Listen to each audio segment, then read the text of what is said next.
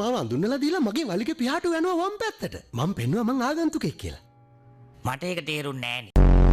පොඩි ප්‍රශ්නයක් තියෙනවා. මෙයාගේ හොටේ මොනවද ගෑවිලා?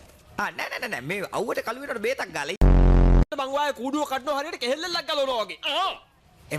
මේ කොල්ල මේ නිකන් එපා. ඔය දැන් ඔයා පන්න ගත්තද? ඒයි මගේ නම බ්ලූ. ඒ කියන්නේ නිල්. අර රෙදි වලට දාන්නේ. සුදු රෙදි වලට දාන්නේ.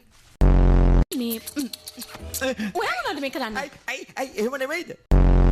ඒ ගෑනු ළමයා අවුරුදු 15ක් තිස්සේ මාව ආදරෙන් බලාගත්තා. තප්පර 15ක් නිසා මට හැමදේම කැප කරන්න බෑ.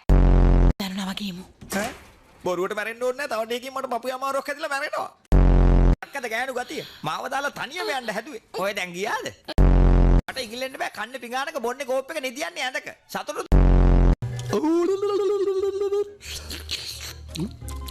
ඔයා හරි.